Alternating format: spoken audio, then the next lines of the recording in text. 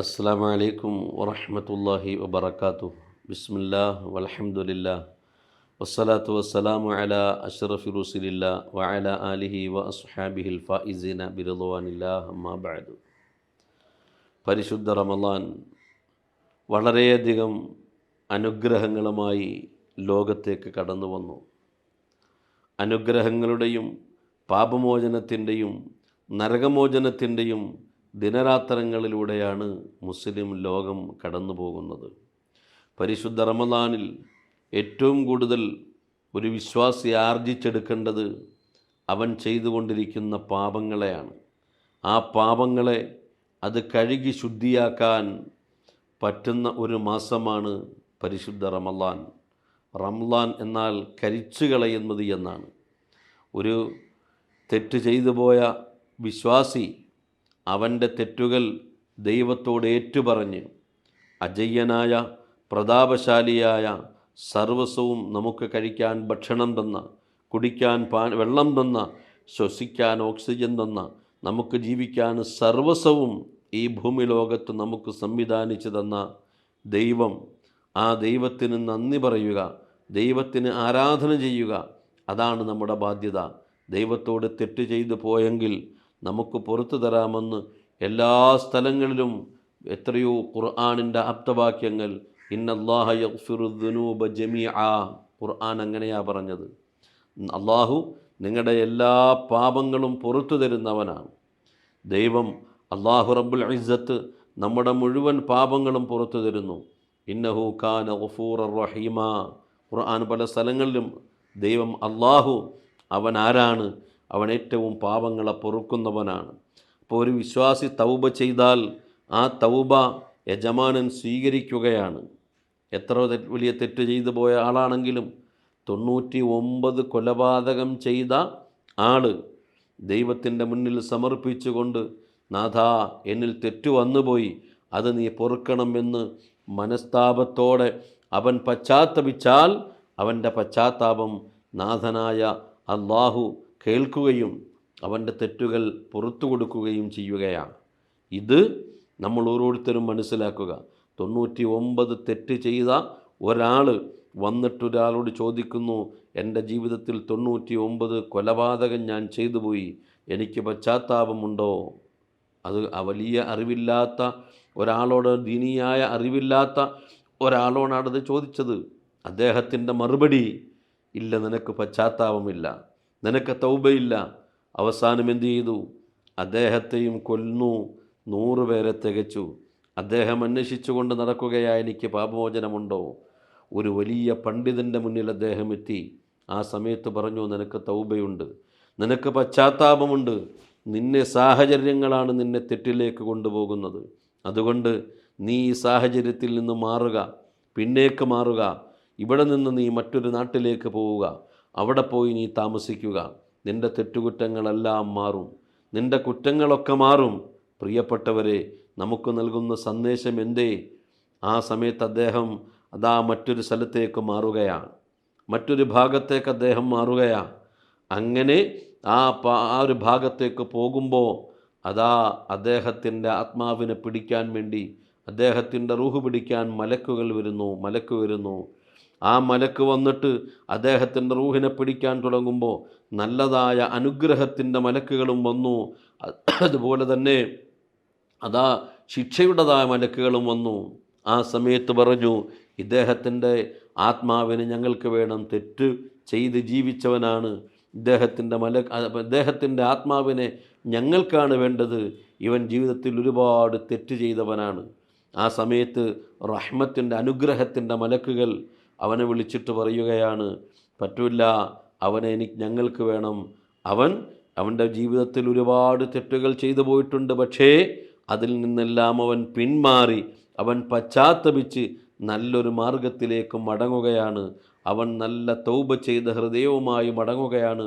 അതുകൊണ്ട് അവൻ്റെ തൗബ നാഥനായ അള്ളാഹു സ്വീകരിക്കുകയും ചെയ്തിട്ടുണ്ട് എന്ന് പറയുകയും അദ്ദേഹത്തിന് അതാ മഗ്ഫിറത്ത് നൽകി അദ്ദേഹത്തിൻ്റെ റൂഹിനെ പിടിക്കാൻ തുടങ്ങുമ്പോൾ അവിടെ പരസ്പരം ചർച്ച വന്നു. അദ്ദേഹം ചെയ്ത തെറ്റിൽ നിന്ന് പിന്മാറി അദ്ദേഹം പശ്ചാത്താപ വശനായിട്ട് പുറപ്പെടുന്ന ആ ഒരു ദൂരമൊന്ന് അളന്നു നോക്കുക. അദ്ദേഹത്തിൻ്റെ ദൂരം അളന്നു നോക്കുമ്പോൾ പാപമോചനം തേടിയിട്ടുള്ള അദ്ദേഹത്തിൻ്റെ ദൂരമാണ് ഏറ്റവും കൂടുതൽ. അങ്ങനെ അനുഗ്രഹത്തിൻ്റെ മലായിക്കത്തുകൾ, മലക്കുകൾ അദ്ദേഹത്തിൻ്റെ ആത്മാവുമായി പറന്നുയരുകയാണ്. പറഞ്ഞത്, എന്ത് തെറ്റ് ചെയ്തു പോയെങ്കിലും തൗബ ചെയ്യാൻ നമുക്ക് സമയം കിട്ടണം, പശ്ചാത്തപിക്കാൻ നമുക്ക് സമയം കിട്ടണം. ഒരു തെറ്റും ചെയ്യാത്ത ആളുകൾ ധാരാളമുണ്ട്, ഒരുപാട് തെറ്റ് ചെയ്യുന്നവരുണ്ട്. മനുഷ്യന് അവനെ ശിക്ഷിക്കാൻ വേണ്ടിയല്ല അള്ളാഹുവിൻ്റെ തീരുമാനം, ദൈവത്തിൻ്റെ തീരുമാനം. അവൻ തെറ്റുകൾ ചെയ്തു പോയെങ്കിൽ അവന് പുറത്തു കൊടുക്കുക. കാരണം എന്തേ? തൂബു ഇലല്ലാഹി തൗബത്തൻ നസൂഹ, നിങ്ങൾ റബ്ബിലേക്ക് പശ്ചാത്തപിച്ച് മടങ്ങുക. ഒരു തൗബ ചെയ്യൽ എങ്ങനത്തതാണ്? നല്ല ഹൃദയശുദ്ധിയോടുകൂടി, നല്ല ഹൃദയത്തോടുകൂടി ഒരു പശ്ചാത്താപം ദൈവത്തിലേക്ക് മടങ്ങുമ്പോൾ നമ്മൾ ആലോചിക്കുക. മൂസാ നബി അലൈഹിസ്സലാം എന്ന പ്രവാചകൻ്റെ മുന്നിൽ ഒരാളിൻ്റെ കാര്യം അവതരിപ്പിക്കപ്പെട്ടു. ഒരുപാട് തെറ്റ് ചെയ്തു പോയ മൂസാ നബി അലൈഹിസ്സലാം അദ്ദേഹത്തെ മറ്റൊരു നാട്ടിലേക്ക് കൊണ്ടുപോയി. ആ നാട്ടിൽ നിന്ന് മറ്റൊരു നാട്ടിലേക്ക് ചെന്നപ്പോൾ അദ്ദേഹത്തിൻ്റെ തെറ്റുകൾ വീണ്ടും തുടങ്ങി. ആ നാട്ടിൽ തെറ്റുകളില്ലാത്തൊരു നാട്ടിൽ അവിടെ വീണ്ടും തെറ്റ് ചെയ്യാൻ തുടങ്ങി. ആ സമയത്ത് ആളുകൾ ചോദിച്ചു, മൂസാ നബിയെ, ഇത്ര വലിയ തെറ്റ് ചെയ്തു പോയ ഒരാൾ ഞങ്ങളുടെ നാട്ടിലേക്ക് വന്നു. ഞങ്ങളുടെ നാട്ടിലിപ്പോൾ തെറ്റ് ചെയ്യാത്ത പലരും തെറ്റ് ചെയ്യാൻ തുടങ്ങി, കള്ളു കുടിക്കാത്ത പലരും കള്ളു കുടിക്കാൻ തുടങ്ങി.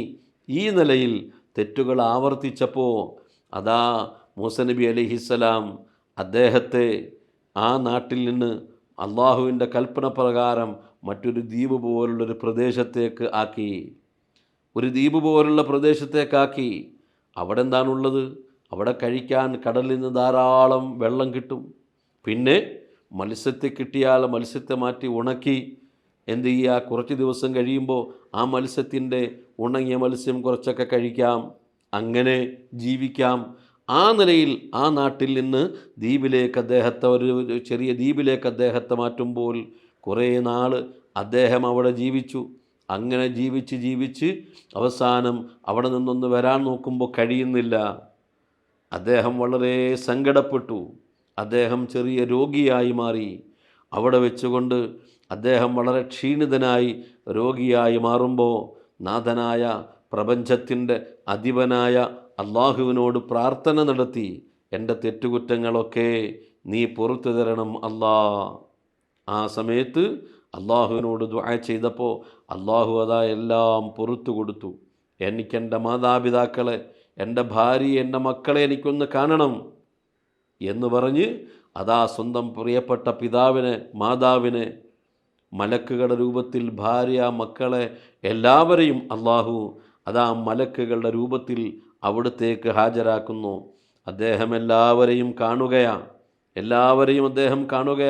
സന്തോഷം പങ്കിടുകയാണ്. അവസാനം അള്ളാഹു അദ്ദേഹത്തിൻ്റെ റൂഹിനെ പിടിക്കുകയാണ്.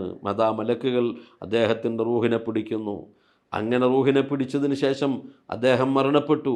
മൂസാ നബി അലൈഹിസ്സലാമിനെ അള്ളാഹു വിളിച്ചിട്ട് പറഞ്ഞു, നബിയെ, മൂസാ നബിയെ, ആ ദ്വീപിൽ എനിക്കിഷ്ടപ്പെട്ട ഒരു ദാസൻ മരണപ്പെട്ടിട്ടുണ്ട്. അദ്ദേഹത്തിന് വേണ്ടി നിങ്ങൾ വേണ്ടുന്ന കർമ്മങ്ങൾ നിങ്ങൾ ചെയ്യുക. ആ സമയത്ത് പ്രിയപ്പെട്ടവരെ, മൂസാ നബി അലൈഹിസ്സലാം അവിടത്തേക്ക് ചെല്ലുമ്പോൾ സുബ്ഹാനല്ലാഹ്, നോക്കുമ്പോൾ മറ്റാരുമല്ല, ഇത് ദ്വീപിലേക്ക് നാടുകടത്തപ്പെട്ട ആളാണ് തെറ്റുകൾ കാരണം. ആ സമയത്ത് ചോദിച്ചു, അല്ലാഹുവേ, നിനക്കിഷ്ടപ്പെട്ട ഒരു ദാസനെന്നല്ലേ നീ പറഞ്ഞത്?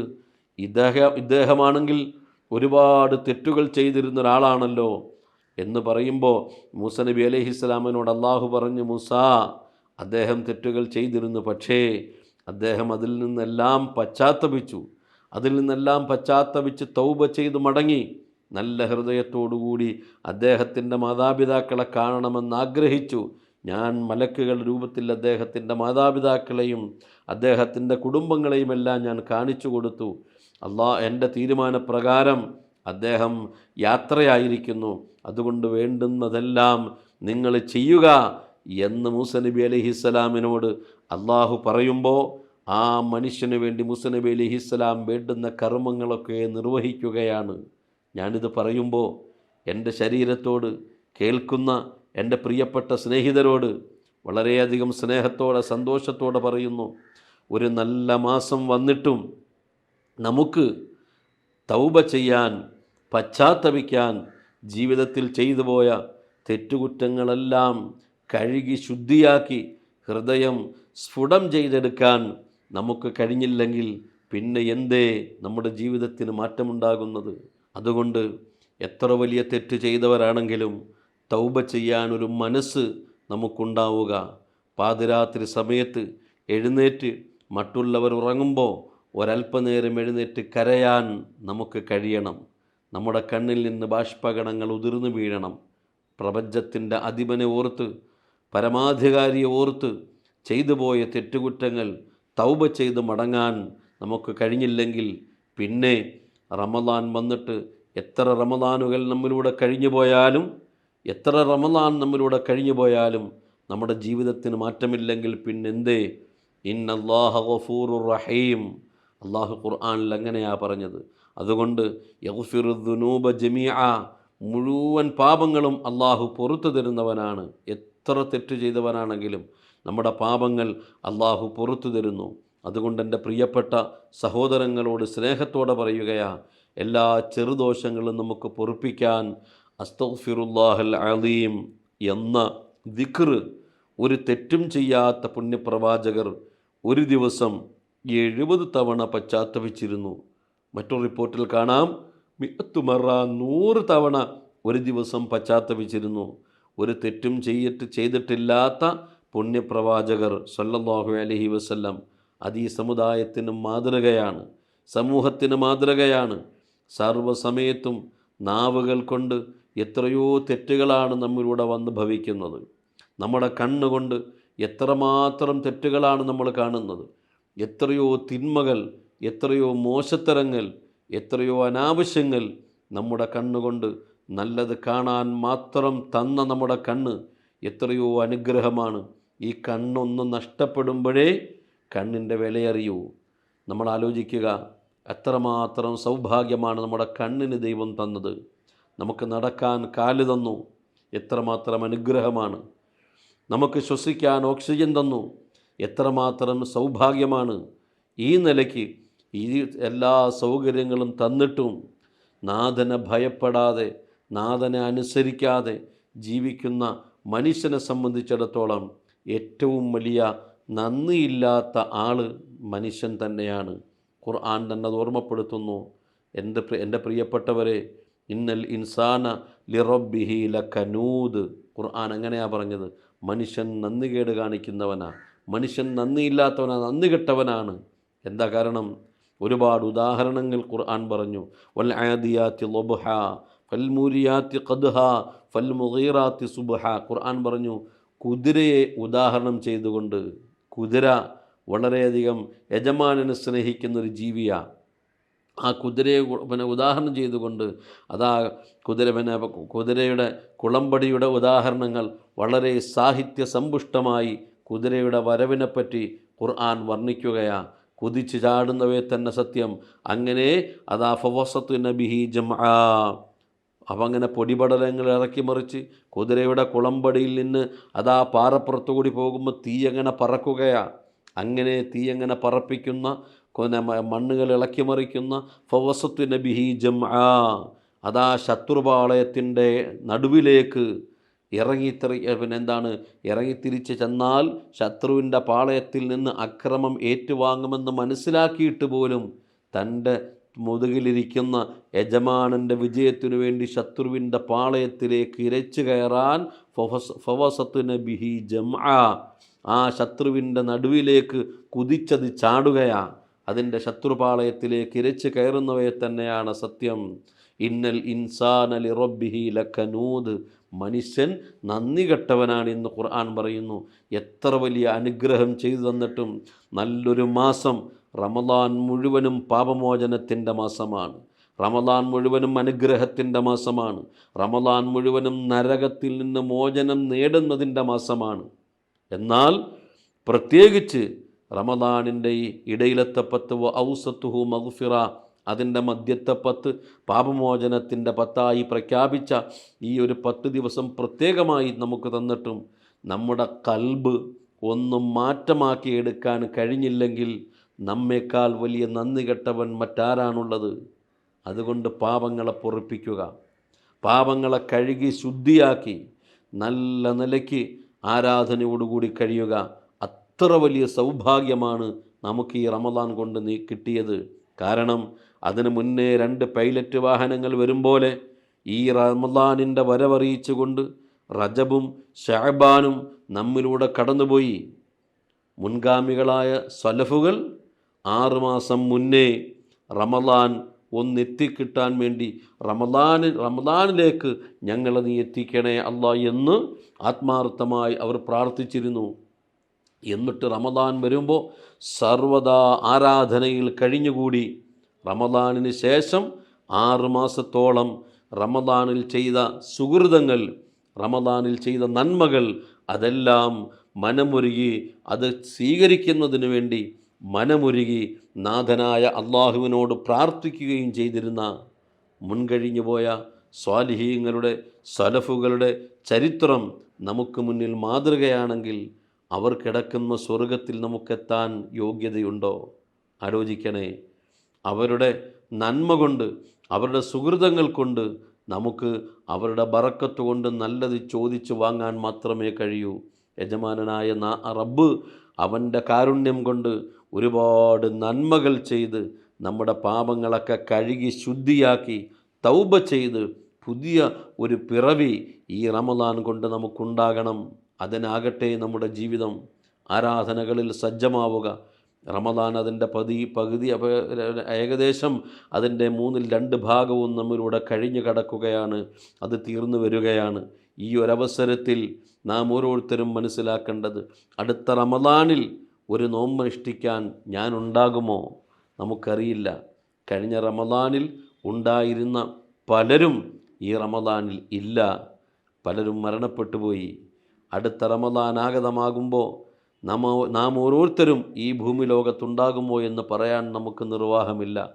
ആ നിലയ്ക്ക് എപ്പോഴും ദൈവത്തിൻ്റെ വിളി വന്നാൽ, അള്ളാഹുവിൻ്റെ വിളി വന്നാൽ പോകാൻ സജ്ജരായി ഇരിക്കുന്ന ഒരടിമയാണ് യഥാർത്ഥ അടിമ. ഇന്ന് നമ്മൾ ഒരു നിസ്കാരം നിർവഹിച്ചു, ഒരു സുബഹി നിസ്കരിച്ചു, ഇതിന്നെൻ്റെ അവസാനത്തെ നിസ്കാരമാണ് എന്നൊരു ധാരണ ഒരു വിശ്വാസിക്ക് വേണം. കാരണം ളുഹർ നിസ്കരിക്കാൻ ഞാൻ ഉണ്ടാകുമോ എന്നറിയില്ല. ഞാൻ ളുഹർ നിസ്കരിച്ചു, ഇതെൻ്റെ അവസാനത്തെ ളുഹറാണെന്ന് ഒരു വിശ്വാസിയുടെ മനസ്സിൽ വേണം. കാരണം അസ്ർ നിസ്കരിക്കാൻ ഞാൻ ഉണ്ടാകുമോ എന്ന് എനിക്കറിയില്ല. അത്ര തന്നെ നമുക്ക് വളരെ സമയം പരിമിതമാണ് ദുനിയാവിൽ. ഈ കാണുന്ന ഭൗതിക ലോകത്ത് സമയം വളരെ പരിമിതമാണ്. പാപങ്ങളൊക്കെ കഴുകി ശുദ്ധിയാക്കി ഈ പാപമോചനത്തിൻ്റെ ദിനരാത്രങ്ങൾ വിട പറയുമ്പോൾ സംശുദ്ധ ഹൃദയത്തോടെ, തൗബ ചെയ്ത ഹൃദയത്തോടെ നാഥനിലേക്ക് മടങ്ങാൻ നമുക്കോരോരുത്തർക്കും കഴിയണം.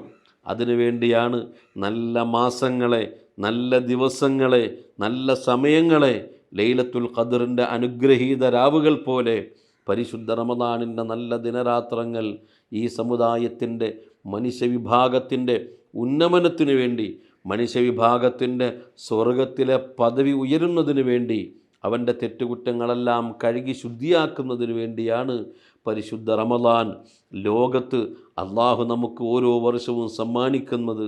അതിൻ്റെ മൂല്യം മനസ്സിലാക്കാൻ നമുക്കെല്ലാവർക്കും കഴിയണം.